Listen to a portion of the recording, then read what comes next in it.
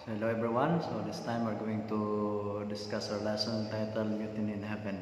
So pag sinabi natin mutiny, yung ibig sabihin nito ay pagre-rebuilde o pag-aalsa dito doon sa langit na bayan. Okay. There came a moment in time when it was too late for Lucifer. He had been given many chances to acknowledge his mistake, but he refused to repent. So dito makita natin mga anak na dumating yung punto na nag-close ang probation ni Lucifer. Ibig sabihin, wala na siyang iba pang chance na magsisisi. Sapagkat, makikita natin maraming mga chances na ibigay ang Diyos sa kanya na kanyang i-recognize, kanyang angkinin, aminin ang kanyang kasalanan at siya magsisisi, ngunit hindi niya ito ginawa. Lucifer now used all the powers of this mastermind in gaining sympathizers for his crusade against God. So ngayon, ang ginagawa na niya ay nangunguha na ng maraming kasamahan, ng sanlang damay, kung saan pa nandamay na si Lucifer para marami siyang kasamahan. Large numbers of angels, meaning in the highest order, accepted his claim. So, ngunit, nung nandamay siya, marami rin tumanggap, di ba? Nung palagi siyang, di ba, last meeting ating napag-aralan, palagi siyang pupunta doon sa mga taingan ng iba. Ito sinasabi niya, yung mga akusasyon niya sa ating Panginoong Diyos, ay meron ding naniniwala at tumanggap sa kanyang akusasyon. So marami, may mga nadala din siya. When Satan had succeeded in winning many angels to his side, he took his cause to God, representing that it was the desire of the angels that he occupied the position that Christ healed. So ngayon, siya ay nagtagumpay maraming mga angels ang kanyang nadala sa kanyang side. Marami siyang naakit, marami naniwala sa kanya. At ngayon, ito lang ang ginagamit niya, sinabutahin niya ito, kinakausap niya ito, na magkaisa sila para sabihin sa Diyos Ama na siya ay karapat-dapat. Gusto niya ang posisyon ni Christ, ni Jesus bilang God the Son. So yun ang gusto niya, yun ang pinag-itripan niya, posisyon ng Diyos Anak. Pero sabi ng Panginoong Diyos, God informed Lucifer that this could not be. He was created, Michael was his creator. So ngayon, itong pagkakaano lang, hindi nga talaga pwede. Palaging sinasabi ng Diyos, hindi pwede. Sapagkat ikaw ay ginawa lamang, created being ka lamang. At ang Diyos Anak ay creator. Ibig sabihin, ang Diyos Anak ay kasama sa paggawa ng mga angels. Kasama na lumalang sa kanila, kasama pati si Lucifer, nila lang. Pero makita natin dito, nag-rebelde, gusto niya agawin ang posisyon ng Diyos Anak. So, Lucifer must accept the Son's superiority for his happiness depended upon his willing submission. But Lucifer refused. So, makita natin, ayaw niya talaga. Ayaw niyang pakumbaba, ayaw niyang tanggapin na mas mataas sa kanya ang God the Son. Ngunit, makita natin dito, ang pagsunod natin mga anak, ang pag-submit kasi natin, magaan sa kalooban natin, ito yung nagbibigay ng kasiyahan. Ngunit, ang pag-submit natin ay medyo anong tawag nito? Labag sa kalooban natin ay mahirap sumunod. Kaya, makita natin dito na ayaw ni Lucifer na sumunod. So, talaga napakatigas ng ulo, So, mahirap pala yung matigas ng ulo. Ugali pala yun ni Lucifer. Mga anak, Okay. Loyal angels tried to reconcile Lucifer's followers to God. Weeping, the loyal angels pleaded with their fellow angels to go quickly to God and confess their error.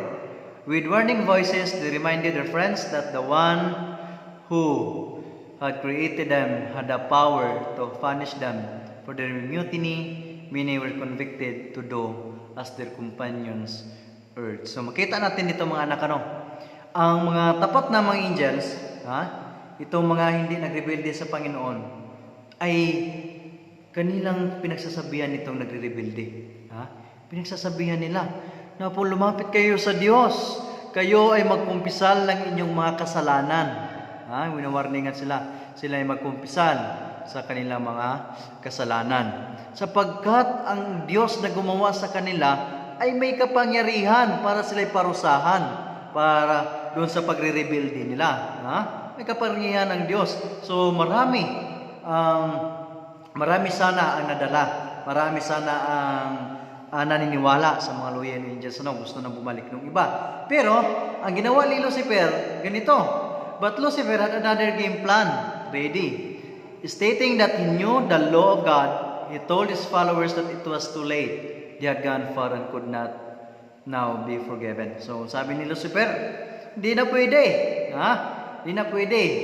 Kasi nga, yung ngayon ay late na. Huli na ang lahat para kayo'y magsisi at para kayo'y patawarin. Malayo na ang ating narating. Marami na tayong mga kasalanan.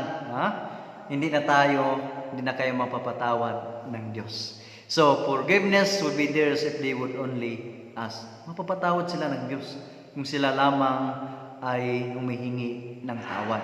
So Lucifer convinced his followers that they would be stripped of their honor, degraded in rank, and humiliated before all their friends if they submitted to the will of God. Shocked at the thought of humiliation, the unloyally obeying commander, they sealed their choice. They would stand with Lucifer no matter what the consequences. So dito makita natin, bahala na. Bahala na.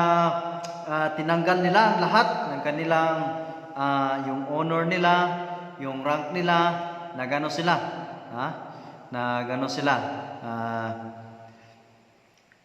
Makita natin yung mga hindi tapat na mga angels. Makita natin na sila ay nagkaroon ng isang pagpipili na sila ay tatayo ng kasama ni Lucifer kahit anuman ang kabayaran nito. So makita natin mga anak, dito makikita natin na talagang sarado na ang isipan ng mga angels na ito na kasama ni Lucifer. Sarado na. Kahit ano pang kabayaran nito, tatanggapin na nila. Wala na silang pakialam nito. So makita natin kung gaano nakatigas ang mga puso ng mga angels nito. Okay. The revolt was out of control. The order of heaven was broken with strife and accusation. So makita natin dito, hindi na nakokontrol ang lahat. Hindi na ako nakokontrol ang pagre-rebelde nila. Ang langit ay nagkaroon na ng kaguluhan dahil sa pag-aalsa at mga akusasyon ng mga angels na ito na kasama ni Lucifer. So makita natin magulo na, no? So Lucifer's protest was affecting the orderly working of God's government everywhere. So makita natin nagkaroon pala ng malaking bunga ito na kaguluhan. Malaking kaguluhan sa pamamahala ng ating Panginoong Diyos. Mamaya marami pa tayong malalaman ng mga patungkol dito mga anak. Okay. In near and distant worlds, countless beings were endangered by Lucifer's claims. So ngayon, marami na mga created beings ang delikado nito dahil sa mga akusasyon ni Lucifer. Sa pagre-rebelde ni Lucifer, halos lahat ay delikado na kasi baka mahawaan din nito ni Lucifer. Okay, all the heavenly hosts were summoned to appear before the Father to have its case determined. Lucifer declared his displeasure with the honor given to Michael. Rising to his full majestic height, he proudly maintained that he should be elevated to Michael's post. So ngayon, nagkaroon na ng meeting, ng session, pinatawag lahat para maayos ang kasong ito, para malinawan ang lahat. So, humarap sila lahat sa Ama, sa Kadyusan, at ganun ang palaging sinasabi ni Lucifer, dapat ma-promote siya, mapalitan niya ang posisyon ng God the Son. Gusto niya talaga gawin itong posisyon ng God the Son ng ating Panginoong Hesus. Di ba? Ng Creator, napakataas ng napakataas ng nito ni Lucifer, ng ambisyon. Hindi naman masama na magkaroon ka ng mataas na ambisyon, basta sa malinis mong paraan gagawin. Ito kay Lucifer, Gusto niyang agawin, na hindi naman dapat siya pwede doon kasi siya ay ginawa lamang din ng Diyos anak. So pero gusto niya doon. So kita natin ano yan. God voiced his decision. Lucifer was no longer worthy of a place in heaven. He and all his sympathizers were to be banished forever. God saw that if Satan were not expelled from heaven, the angelic host will be in constant danger. So ngayon na mga anak, nandito na, nagdesisyon na ang Diyos na si Lucifer ay wala ng lugar para sa langit. Hindi na siya karapat-dapat sa langit. Kasama ng kanyang mga angels. Kasama ng kanyang sumama, umanib sa kanya. Kasi nga, pag hindi siya paalisin sa langit, delikado pati yung mga loyal angels. Delikado sila. Pag patuloy na pupuntahan doon, patuloy na ang tawag dito, encourage sama kayo dito sa amin. Di ba? Ito, ang Diyos ay ano yan, hindi mabuti ang pamalakad niyan. May problema sa mga ano niyan, sa kautusan. Ang ating kalayaan ay limited lamang. So, sunod lang tayo ng sunod. Di ba? So, yung mga akusasyon ng ni Lucifer. In amazement, Lucifer pointed to all of his followers and asked God, "Will you expel all these also and make such a void in heaven?" He announced that he was ready to resist the authority of the Son and to defend his place in heaven by force, strength against strength. So, matapang pala ito si Lucifer, ano? Pati ito, lahat ng mga angels nito, kasama ko ay papaalisin mo rin. Ay di, ganito, ano na lang, lakas sa lakas. Away ang gusto pala ni Lucifer. Ayaw ko nang sumunod. Ayaw ko nang sumunod. Ayaw ko mag-submit, lalo na sa gadasan. Ang gusto ko ngayon ay away. In Revelation 12 verse 7, there was war in heaven. So nagkaroon ng tunggalian. Away doon sa langit. Pero hindi natin alam ano. Walang sinasabi ang Biblia kung anong away ito. Ito ba'y suntukan? Ito ba'y makita nyo sa mga movie na mga ano ngayon ay mga laser na lang ano. Yung mga baril-baril. Mga iba na. Yung makita din nyo rin yung tawag ito, yung the end game. Kung makita nyo yung the end game, so makita nyo doon yung mga bakbakan na matindi, mga powers daw ano.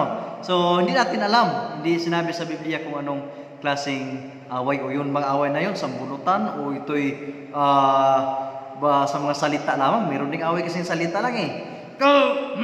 Di ba? Maraming mga ganun na away. Mga ganun din away. So hindi natin alam kasi ang Biblia ay walang nakasulat sa Biblia kung anong klaseng away. Okay. Michael and the loyal angels won, and Satan and his followers were forcibly expelled from heaven. So, ang Panginoon, Diyos ang nanalo at ang mga tapat na mga angels. At si Satanas ngayon ay tinanggal, itinapo na mula sa langit.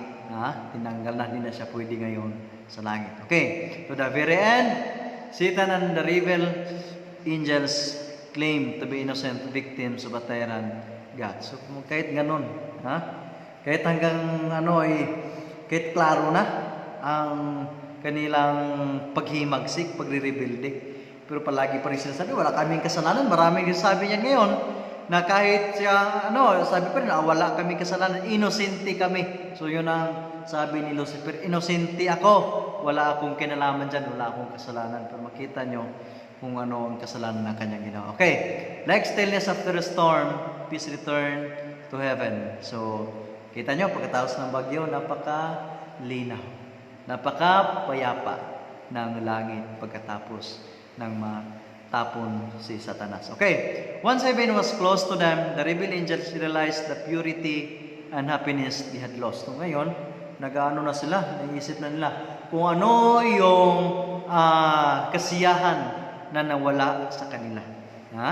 Pagkatapos ng lahat, kasi nasa huli ang pagsisisi. Nasa huli ang pagsisisi. Doon na lang na-realize, napakalungkot na. Kaya makita natin ito. Satan is stowed in amazement at his new condition. His happiness was gone. He looked upon the angels who with him were once so happy, now all same change. They mourn in bitter sorrow for their lost position. So napakalungkot.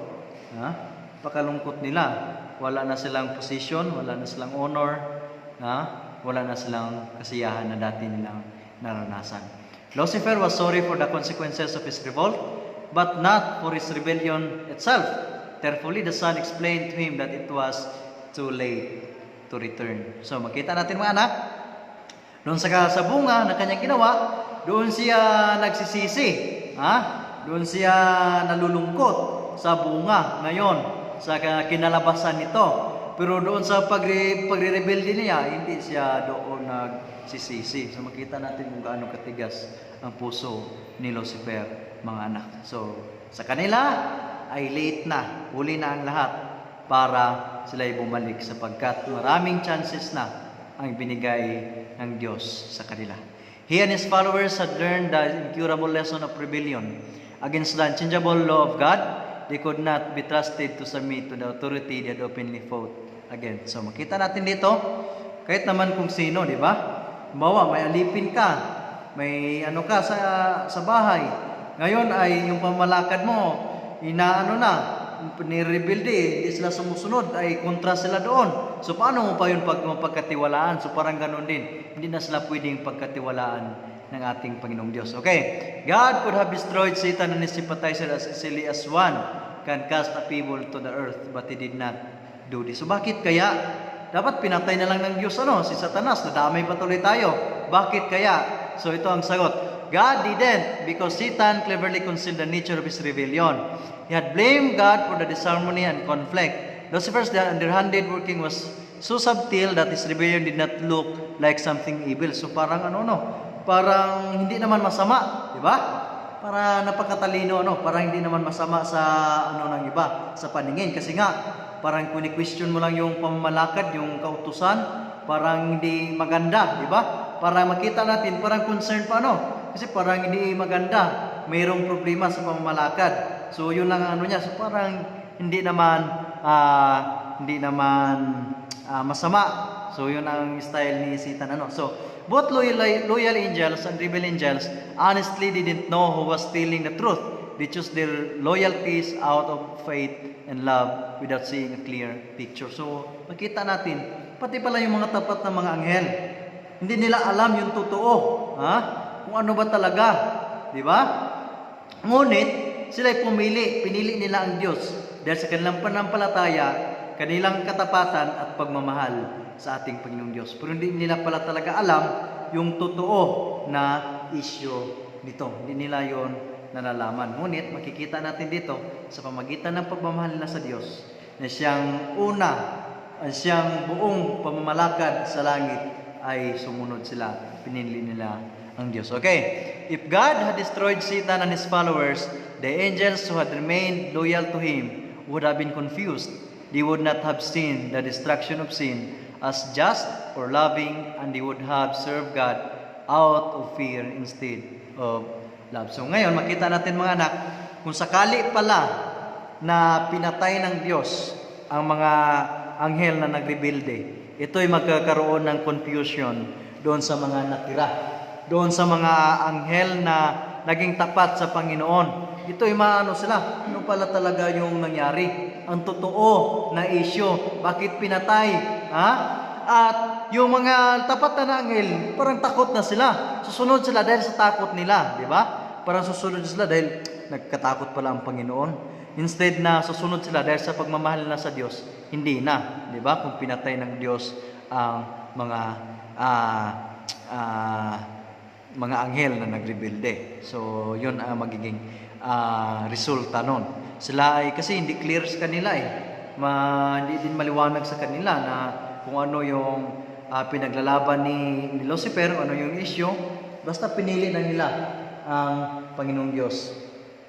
Okay, the nature and results of rebellion must be fully demonstrated as a lesson once and for all to show the consequences of setting aside God's authority. It must be seen that the happiness of every creature is found within the bounds of His law. So makita natin dito mga anak, ito'y nagbibigay ng lesson, ng mensahe sa bawat isa sa atin, sa lahat, sa mga anghel, at pati sa bawat isa sa atin. Yung consequence, kabayaran, kapag hindi natin sinusunod kung ano yung authority ng Panginoong Diyos. Pag sinisit aside natin ito, ang authority ng Panginoong Diyos. Ibig sabihin, sa lahat ng bagay may authority ang Diyos sapagkat siya ang gumawa sa lahat ng bagay. So dapat pala tayo mamuhay sa authority na yon ng Panginoong Diyos na pinagkaloob sa atin sapagkat siya ang ating Creator. So ibig sabihin, pag lumampas ka doon sa boundary, ibig sabihin, pagkakasala ka at ang kasalanan ito'y magbubunga ng kamatayan. Sabi ng Romans 6 verse 23. Okay.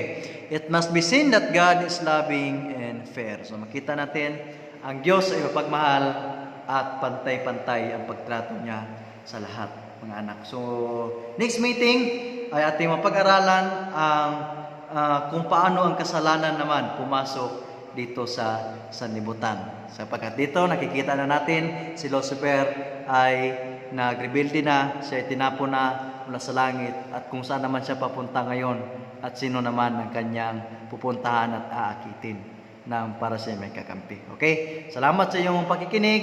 So God bless po sa ating lahat.